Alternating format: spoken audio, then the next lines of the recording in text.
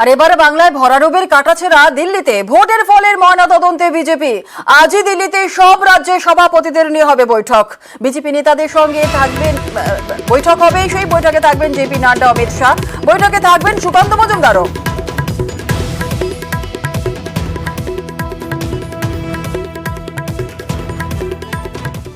ক্ষোভে ফুটছে পদ্ম, একের পর এক পরাজয় খুলছে ক্ষোভের মুখ।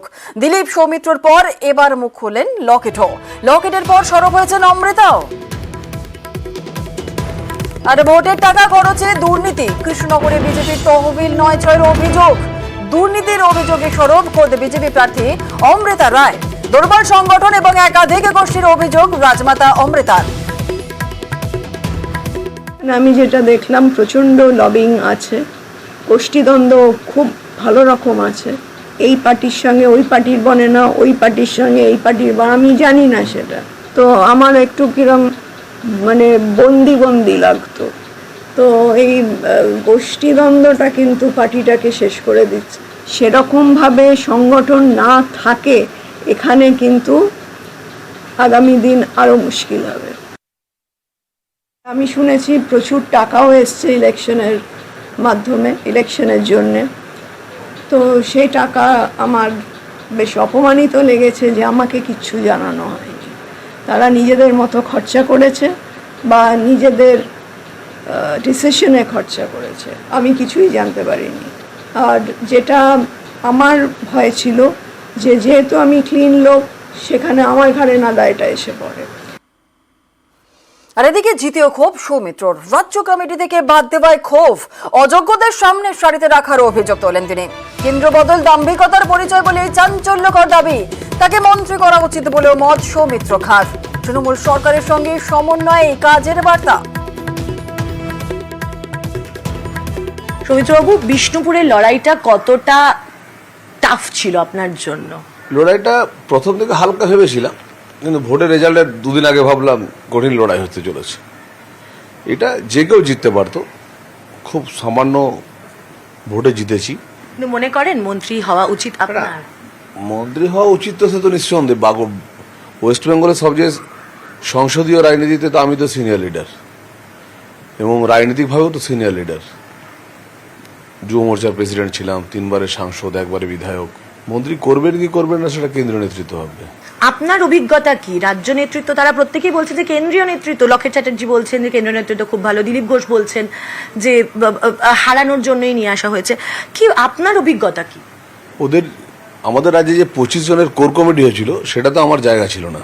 অযোগ্য লোকদেরকে নিয়ে সামনে বসালে দল আগামী দিনে খুবই খারাপ অবস্থায় চলে যাবে। যারা ভোটে জিতে আসে তাদেরকে পদে বসাতে হয়। আমাদের যেটা হয়েছে, যারা করিতকর্মা লোক তাদেরকে আগে বাদ দাও। এই ধরুন খগেন মুর্মু ছিল না, সৌমিত্র খা 25 জনের কোর কমিটিতে নেই, জগন্নাথ সরকার কোর কমিটিতে নেই। সুকান্ত মজুমদার দেখুন সাংসদ হিসেবে ভালো কাজ করেছে, কিন্তু সুকান্ত মজুমদার রাজ্য নেতৃত্ব হিসেবে সে কতটা সফলতা পেয়েছে বা পায়নি সেটা কেন্দ্রীয় নেতৃত্ব বলতে পারবে। তৃণমূল থেকে ডাক আসলে যাবেন না? তৃণমূল কংগ্রেসে দেখুন ডাক আসেওনি। আর 2 নম্বর হচ্ছে দেখুন, তৃণমূল কংগ্রেসে যাওয়ার আমার এখনই পরিকল্পনা আছে তা নয়। সবসময় তৃণমূল কংগ্রেসকে গালি দিলেই যে আমরা এগিয়ে যাবো তা নয়। আমাদের স্ট্র্যাটেজিটা ভাবতে হবে। তৃণমূল কংগ্রেসকে আমি আমার এলাকার ডেভেলপমেন্টের জন্য আমি তৃণমূল কংগ্রেসের মমতা বন্দ্যোপাধ্যায়কে চিঠি লিখবো যে আপনি আমার এলাকায় এটা করে দিন, আমার বিষ্ণুপুরকে জেলা করে দিন। পশ্চিমবঙ্গের স্ট্রাকচারটা, স্টাইলটা আমাদের চেঞ্জ করতে হবে। শুধুমাত্র গালি দিলে রাজনীতি হবে না। এই যে কেন্দ্র বদল টদল, এগুলো কি আসলে নিজেদেরকেই আপনাদের আর একটু পিছিয়ে দিয়েছে, নাকি যে যেখানে ছিল তাকে সেখানে দিলেই আর একটু ভালো? দাম্ভিকতার পরিচয়। আমার ক্ষমতা যে তোমাকে সরিয়ে দিলাম, কে করছে না করছে আমি জানি না। ক্যামেরায় অরবিন্দের সঙ্গে মৈত্রেয়ী, নিউজ 18 বাংলা, নয়াদিল্লি। রাজ্য নেতৃত্বে ক্ষুব্ধ এদিকে লকেটও। দিল্লির সুখ্যাতি প্রশ্নে বাংলার নেতারা, যতদিন যাবে তত বুঝতে পারবো। হারের পর লকেটের মন্তব্যে জোর জল্পনা। একটা কথা বলতে পারি যে কেন্দ্রীয় নেতৃত্ব কিন্তু প্রচুর পাশে দাঁড়িয়েছিলেন। রাজ্যের বিষয়টা মানে অনেক কিছু জিনিস আছে, সেগুলো আমরা কথা বলবো। কেন্দ্রীয় নেতৃত্ব, রাজ্য নেতৃত্ব নিশ্চয়ই সব কথা তো হয় না। কি আছে আস্তে আস্তে, মানে এত তাড়াতাড়ি সবকিছু আসে না, অনেক কিছু সময় লাগবে আসতে। যত দিন যাবে আমরা অনেক কিছু বুঝতে পারবো, সময় লাগবে। এবং এই পরাজয় মনে হয়, এটা আমি মনে করি না এটা আমাদের সত্যিকারের পরাজয় হয়েছে, কেননা আমাদের বহু মানুষ বিজেপিকে ভোট দিয়েছে এবং বিকল্প হিসাবে বিজেপিকেই চায়। হয়তো আমাদের কিছু ভুল থাকতে পারে, তো অনেক কিছু বিষয় আছে, কিন্তু আমাদের ডেফিনেটলি আমাদের পর্যালোচনা করতে হবে। 19-এ জেতার পর সাংসদদের নিজের এলাকায় যাওয়া উচিত, লকেটকে জবাব বিজেপি রাজ্য সভাপতি সুকান্ত মজুমদারের। উনি ঠিক বলেছেন, কর্মীদের কথা শোনা উচিত।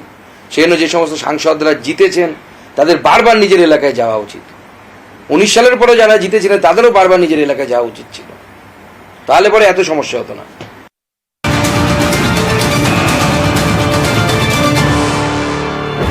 ব্রেকিং নিউজ, বাড়ির দখল নিতে বাড়ির মালিককে মারধর, এক বৃদ্ধাকে মারধরের অভিযোগ ভাড়াটিয়ার বিরুদ্ধে। মহেশতলার চন্দননগর হেলাপাড়া এলাকার ঘটনাটিকে কি ঘটনা ঘটেছিল একটু বিস্তারিত জানবো। আমাদের সঙ্গে রয়েছেন আমাদের প্রতিনিধি সমীর মণ্ডল। সমীর, ঠিক কি জানা যাচ্ছে, কি ঘটেছিল? যুবরাজ, দেখো, দক্ষিণ 24 পরগনা মহেশতলা 24 নম্বর ওয়ার্ড চন্দননগর হেলাপাড়া এলাকায় বেশ কিছুদিন আগে একজন সিরাজুল শেখ নামে একজন, তার ওয়াইফ ওখানে এসে কান্নাকাটি করে যে একটা ঘরের জন্য। তখন কেউ ঘর দিচ্ছিল না। সেই সময় এক বৃদ্ধা কিছু ওর উপকার করে যে ওর দোতলা ঘরটা খালি আছে, ওই দোতলা ঘরটা খালি রাখবে। এবার বৃদ্ধা বলেছেন যে যখন আমার ইচ্ছা হবে তখন আপনি উঠে যাবেন। তখন উনি কোনো ব্যাপার না, তখন মাথাটা গলিয়ে দিয়েছে আর ঘরের মধ্যে ঢুকে গেছে।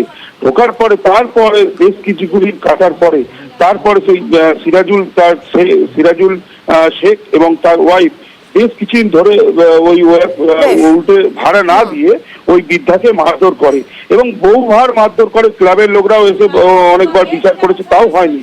তা বাধ্য হয়ে কাল কি হয়েছে, কালকে আচমকাই ঘর থেকে নেমে এসে ওই বৃদ্ধাকে খুব মারধর করে এবং ওর কাছ দিয়ে আলমারির চাবি কেড়ে নেয় এবং ওনার গলায় একটা সোনার চেন ছিল সেটাও কেড়ে নেয়। তখন বৃদ্ধাকে মারধর করার পরে বৃদ্ধা পড়ে যায়। তখন কিছু স্থানীয়রা নিয়ে থানায় যায়। থানায় গেলে একেবারে বোঝাই যাচ্ছে মহেশতলা থানা অভিযোগ দায়ের, বৃদ্ধার মারধরের অভিযোগ অবশ্য অস্বীকার ভাড়াটিয়ার। ভাড়া তো দেয়ই না, চাইলে 200-100। আমি ভয় তালা মেরে ভেতরে থাকি। উনি কি একা মারতে এসেছিল আপনাকে? না না না, ওরা স্বামী স্ত্রী। আর আমি অনেক কাউকে সব জায়গায় হেঁটেছি ওকে নামানোর জন্য। ও বলে এই 2 মাস পর নেমে যাবো, বেশ বকবি নি। আপনি এখন কি চাইছেন? ওকে নামিয়ে দিন, এক্ষুনি নামিয়ে দিন।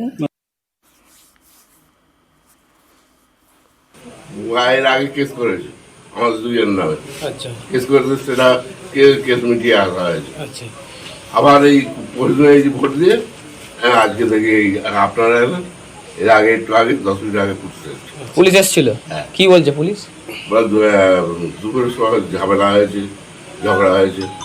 এর কেউ সাক্ষীও দিতে পারে, কোনো ঝামেলা হয়েছে কেউ বলতেও পারে না। আর এক ফোনে বাংলা এবার নজর রাখতে হচ্ছে আবহাওয়ার খবরের দিকে। ফির দক্ষিণবঙ্গে তাপপ্রবাহের সতর্কতা, সপ্তাহ শেষে বাড়বে গরম এবং অস্বস্তিও। পশ্চিমের 4 জেলায় তাপপ্রবাহের সতর্কতা। কোন কোন জেলায় তাপপ্রবাহের সতর্কতা, কি বলছে আবহাওয়া অফিস, পুরো বিষয় নিয়ে আপডেট নেওয়া যাক। আমাদের সঙ্গে রয়েছেন আমাদের প্রতিনিধি বিশ্বজিৎ সাহা। সরাসরি চলে যাব বিশ্বজিতের কাছে। বিশ্বজিৎ, ফের দক্ষিণবঙ্গে তাপপ্রবাহের সতর্কতা, আবহাওয়া অফিস কি বলছে? একদমই, দিল্লি পাঞ্জাব থেকে একেবারে পূর্ব ভারত পর্যন্ত যে একটা হিটওয়েভ পাত তৈরি হয়েছে, তার প্রভাবেই পশ্চিমের গরম হাওয়া ঢুকছে। আর এই পশ্চিমের গরম হাওয়া থেকে 4 জেলায় তাপপ্রবাহের সতর্কবার্তা, মঙ্গলবার পর্যন্ত তাপপ্রবাহের সতর্কবার্তা দেওয়া হয়েছে আলিপুর আবহাওয়া দপ্তরের তরফ থেকে। এবং এই যে তাপপ্রবাহ থাকবে পশ্চিম বর্ধমান, পশ্চিম মেদিনীপুর, বাঁকুড়া এবং বীরভূম, এই 4 জেলায় তাপপ্রবাহের পরিস্থিতি থাকবে। এবং বাকি জেলা কলকাতা সহ দক্ষিণবঙ্গের বাকি সব জেলাতেই গরম এবং অস্বস্তি দুটোই চরমে উঠবে এই সপ্তাহান্তে। আগামী মঙ্গলবার পর্যন্ত এই পরিস্থিতি থাকবে। বুধবার থেকে আবহাওয়ার কিছুটা পরিবর্তন হবে। বৃহস্পতিবার রাজ্যের প্রায় সব জেলাতেই বৃষ্টির সম্ভাবনার কথা জানাচ্ছে আলিপুর আবহাওয়া দপ্তর। বেশ, একেবারে বিশ্বজিৎ। আর হাওয়া অফিস ঠিক কি বলছে শুনুন একবার।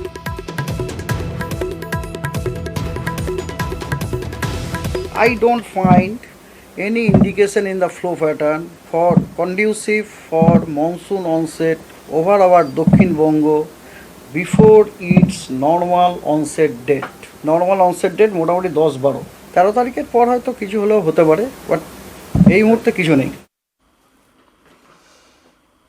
যেমনটা আপনাদের জানাচ্ছিলাম, বাঁকুড়া, পশ্চিম বর্ধমান সহ পশ্চিমের জেলায় তাপমাত্রা 42 থেকে 44 ডিগ্রি ছুঁয়ে যেতে পারে। বাঁকুড়ার ছবি দেখছেন সকাল থেকে। বাঁকুড়া থেকে আমাদের প্রতিনিধি প্রিয়ব্রত রয়েছে, প্রিয়ব্রতর কাছ থেকে একটু জেনে নেব। প্রিয়ব্রত, বাঁকুড়ার সকাল থেকে ঠিক কি ছবি?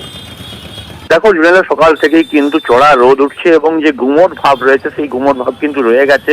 যেটা সতর্কবার্তা দেওয়া হয়েছে যে তাপমাত্রা হয়তো 42 কিংবা 43-এর দিকে চলে যাবে, কিন্তু আজ পর্যন্ত তাপমাত্রা 44-এর কাছাকাছি উঠেছে। কিন্তু যে 44 ডিগ্রি টেম্পারেচার থাকলে বাঁকুড়ার মানুষের কাছে কোনো ব্যাপারই না, কেননা বাঁকুড়ার তুমি জানোই যে এপ্রিল মে মাসেই তাপমাত্রা প্রায় 46 ডিগ্রি পৌঁছে গিয়েছিল। সেখানে এই 40 ডিগ্রি তাপমাত্রাও কিন্তু নাজেহাল হতে হচ্ছে। কারণ হচ্ছে এই ঘর্মাক্ত পরিবেশ এবং গুমোট গরমের কারণে সেই পরিবেশ কিন্তু মানুষকে নাজেহাল করে ফেলছে। তাপমাত্রা যদি এরপরও বাড়তে থাকে, যদি তাপপ্রবাহ চলে, সেক্ষেত্রে আরো নাজেহাল হতে হবে জেলাবাসীকে। একেবারে নাজেহাল পরিস্থিতি বাঁকুড়ার জেলাবাসীর। আর পুরুলিয়াতে ঠিক কি ছবি সেখানকার সকাল থেকে? আমাদের সঙ্গে রয়েছেন আমাদের প্রতিনিধি ইন্দ্রজিৎ, পুরুলিয়ার কি ছবি সকাল থেকে?